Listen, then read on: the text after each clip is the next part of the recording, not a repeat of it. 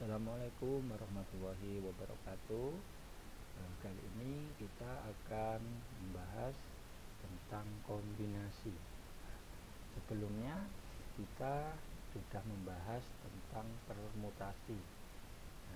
Sempat kita singgung di pembahasan permutasi bahwasannya antara permutasi dan kombinasi itu sangatlah berbeda.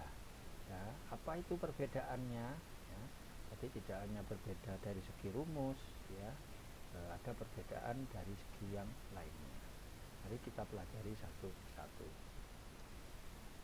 Pengertian dari kombinasi yaitu metode pemilihan sejumlah objek dari kelompok yang lebih besar tanpa memperhatikan urutan pengambilannya. Nah, dari sini kita bisa membedakan antara kombinasi dan permutasi. Kalau permutasi itu sangat memperhatikan urutan, atau urutan itu menjadi hal yang sangat penting. Tetapi kalau di dalam kombinasi urutan itu tidak penting atau tanpa memperhatikan urutan. Contohnya memilih 2 dari 3 buah apel. Misalkan ada 3 buah apel yaitu A, B, C. Tentunya kita tidak peduli urutannya bagaimana, berbeda dengan permutasi. Di dalam kombinasi, oleh karena itu maka akan menghasilkan urutan seperti ini, atau cara yang diperoleh itu A, B, A dengan B, A dengan C, B dengan C. Nah, kita perhatikan bahwasannya pasangan antara A dengan B itu sama halnya dengan B dan A. Nah, ini kita sangat berbeda sekali dengan permutasi. Kalau permutasi A dan B itu berbeda dengan pasangan B dan A. Kita ibaratkan A ini ketua, B ini wakil.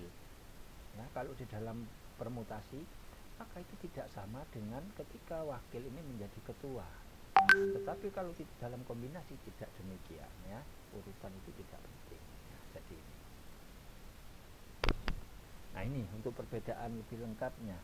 Selain urutan itu tidak dari perbedaannya dari urutan, kalau kombinasi itu urutan tidak penting, permutasi urutan sangat penting. Ada ini yang lainnya. Yang pertama adalah digunakan saat memilih tim atau kelompok. Kemudian di dalam permutasi itu digunakan saat urutan memiliki makna yang berbeda. Kemudian dalam kombinasi fokus pada siapa yang terpilih, bukan urutan pemilihan. Kalau dalam permutasi itu fokus pada bagaimana objek itu disusun. Contohnya kalau di dalam kombinasi memilih 3 anggota dari 10 orang untuk komite. Kalau di dalam permutasi susunan juara 1, 2, 3 dalam lomba. Nah, ini yang membedakan kalau lebih konkretnya, A dan B itu sama dengan B dan A, dianggap sama. Sedangkan pada permutasi A dan B itu berbeda antara B dan A. Nah, tipsnya untuk membedakan antara permutasi dan kombinasi, kita berpikir secara menalar, yaitu apakah urutan itu mengubah hasil. Itu yang perlu kita tanyakan atau yang perlu kita renungkan. Kita analisis, maka jika menghasilkan jawaban, jika tidak itu menggunakan kombinasi, tetapi jika iya itu menggunakan permutasi. Jadi begitu. Rumus kombinasi tentunya berbeda dengan permutasi, karena sudah dari segi definisi itu sudah berbeda. Maka dalam kombinasi rumusnya adalah disimbolkan dengan C. C ini bagi kombinasi yaitu Cn, R atau bisa dituliskan NCR. Jadi seperti itu. Ini dibaca N pilih R. Rumusnya adalah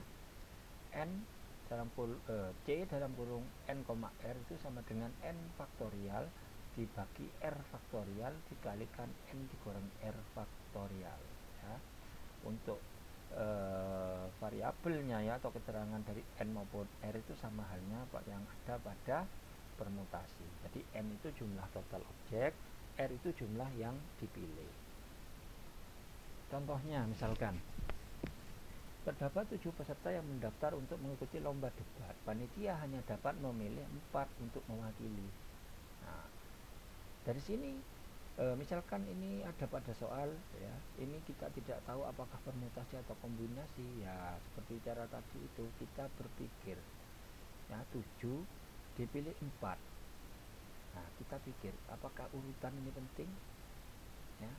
Kalau urutan itu tidak penting maka menggunakan kombinasi. Tapi kalau urutan itu penting maka menggunakan permutasi ya. Kalau dari soal ini kita bisa menyimpulkan bahwasanya tidak mementingkan urutan ya, berarti menggunakan kombinasi, sehingga rumusnya adalah C7,4 berarti 7 faktorial dibagi 7 dikurangi 4 dikalikan 4 faktorial ya, berarti 7 dikurangi 4 yaitu hasilnya 3 faktorial, berarti 4 faktorial dikalikan 3 faktorial, hasilnya perhitungannya ya, jadi seperti itu 7 kali 6 kali 5 kali 4 faktorial dibagi 4 faktorial ya, sama-sama 4 faktorialnya sama-sama kita coret, kemudian yang 3 kita uraikan, 3 kali 2 kali 1, berarti hasilnya adalah 7 kali 6 kali 5 dibagi 6, hasilnya 35. Maka ada 35 cara berbeda untuk memilih 4 peserta dari 7 peserta yang tersedia. Nah, contoh yang lainnya ini ya, seorang peternak memiliki 5 jenis ikan hias yang berbeda.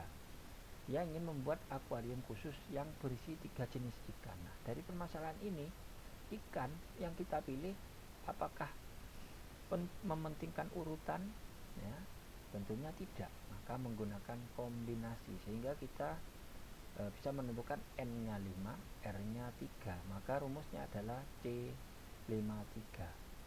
Jadi seperti ini, C5,3 berarti 5 faktorial dibagi 5 dikurangi 3 yaitu 2 faktorial dikalikan 3 faktorial, hasilnya adalah 5 kali 4 kali 3 faktorial dibagi 3 faktorial, 3 faktorial sama-sama dicoret menghasilkan 5 kali 4 dibagi 2 kali 1, hasilnya adalah 10.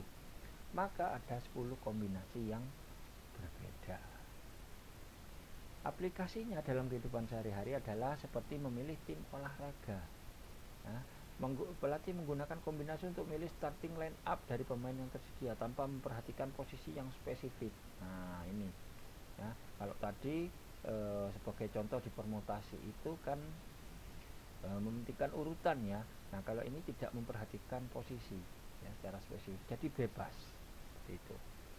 Kemudian yang kedua, menentukan menu makanan ya, menghitung berapa paket menu berbeda yang bisa ditawarkan dengan memilih berapa hidangan dari daftar menu. Membuat kelompok belajar ya, seperti ini. Kemudian masih banyak aplikasi dalam kehidupan sehari-hari yang lainnya.